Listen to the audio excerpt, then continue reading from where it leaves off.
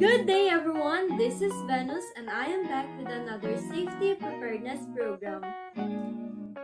In the event of a fire, it is important to know the proper procedures to follow because fire is fast, blazing fast. In less than 30 seconds, a small flame can turn into a major fire. And guess what? That's not the time to start learning where the exit is. How does a fire start anyway? For a fire to occur, 3 elements are necessary. First, a fuel source. Fire needs something to burn such as a liquid, solid, or gas. Second, an adequate supply of oxygen. There needs to be a sufficient supply of oxygen to keep a fire burning. And third, heat or ignition source. Something to start the fire. When all 3 elements are present, they cause a chain reaction which results in combustion or otherwise known as fire. This can be remembered as a fire triangle. There are many things that you can do to prevent fire from happening in your home. Here are a few things that you can do to make your home safer. Cooking. It is common for fires to start in the kitchen. It is important to never leave anything you are cooking unattended and to keep looking when cooking.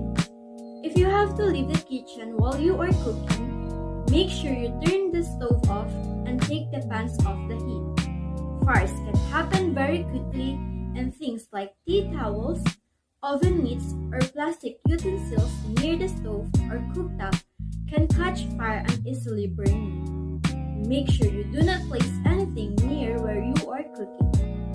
All cooking should be done in the kitchen and never cook in other rooms of the house or on balconies. Electricity.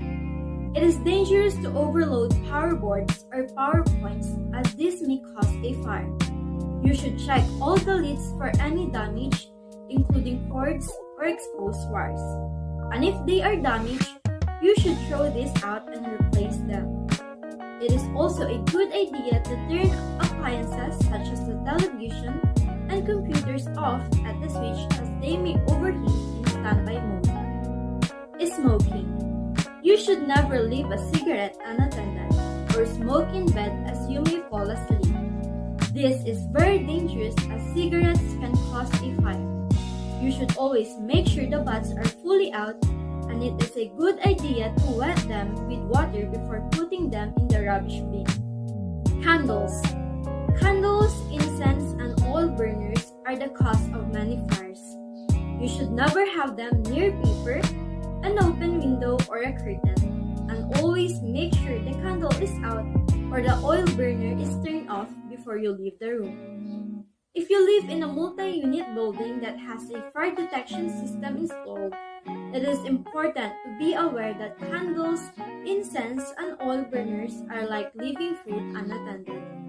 For example, burning toast can set off the fire detection system, requiring emergency services to attend. These events are called the false alarms, and Land and Housing Corporation is charged for the attendance of emergency services. In some instances, if you have caused the false alarm, you may be asked to pay the applicable charge.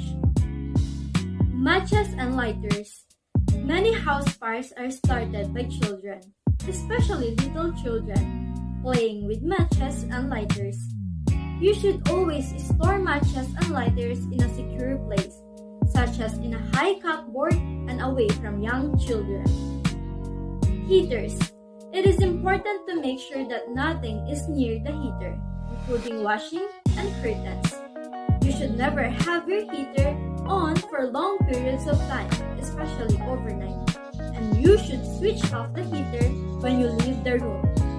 If you use an electric blanket, always turn it off before getting into bed, and don't leave heavy things on the bed when the blanket is turned on. When the blanket is not in use, store it correctly by rolling it, not folding, and if it is damaged, throw it in the rubbish bin. Laundry. Common fires can happen because of clothes dryers. Make sure you remove the lint and clean your dryer filter after every time you use it. Hoarding. Excessive accumulation of possessions can result in an increased fire risk. It can impede your escape in case of a fire and make firefighting difficult. It is important to always keep your home clean and tidy. Regularly remove rubbish and unused items, and make sure to keep all exits and passageways clear of excess materials. Home escape plan. It is important to have a home escape plan in place should there be a fire or emergency. It is recommended that you make and practice your escape plan with everyone in your household. To evacuate to your pre-planned safe meeting place away from your home. What to do if I have fire in my home? You should always stay calm and get everyone out as quickly and safely as possible by following your escape plan. Once outside, call 911 from a safe location as quickly as possible and ask for fire. Stay on the phone, speak clearly, and answer the operator's questions. Never go back into the building until you are told it is safe to do so. If you cannot leave your home, phone 911 to report the fire and then follow their advice. It is important to know how to react. Knowing what to do can mean the difference between life and death. 1. If the fire alarm is activated, evacuate the building immediately. 2. Never assume it's a drill. If you ignore a fire alarm, you could end up trapped inside a burning building. 3. Never use the elevator to get out of a burning building. Always use the stairs. You could become trapped inside an elevator, as many elevators stop working once the fire alarm is activated. 4. Know and follow your emergency action plan. Your plan may include assigning certain members of the family for specific responsibilities, such as ensuring that everyone evacuate the building and assisting everyone to areas of refuge. 5. All should know their escape routes and where to meet if following fire emergency. 6. And most importantly, stay calm. Here's a hot tip to remind you of what to do in the event of a fire emergency. RACE. RACE stands for Rescue by Assisting Individuals with Disabilities and Others if it is safe to do so. Alert others around you by informing them there is a fire. Activate the nearest fire alarm and call 911 from a safe location. Confine by closing doors behind you to inhibit the fire from spreading. Evacuate by leaving the building immediately via the nearest exit when instructed. If you decide to use a fire extinguisher, remember pass. Pull the safety pin from the handle. Aim at the base of the fire. Squeeze the trigger handle while holding the extinguisher upright and sweep the extinguisher from side to side at the base of the fire. It is important to remember that fire extinguishers have a limited range and limited amount of extinguishing agents. They should not be used in any of the following situations.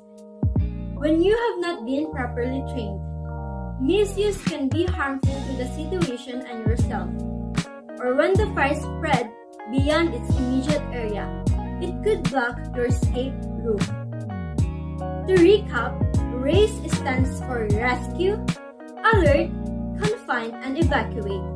And PASS stands for Pull, Aim, Squeeze, and Sweep. So that concludes the Safety and Disaster Preparedness Advocacy Program. Always keep in mind that we must be prepared before the disaster strikes. I hope you learned something new and are adequately prepared for everyday life.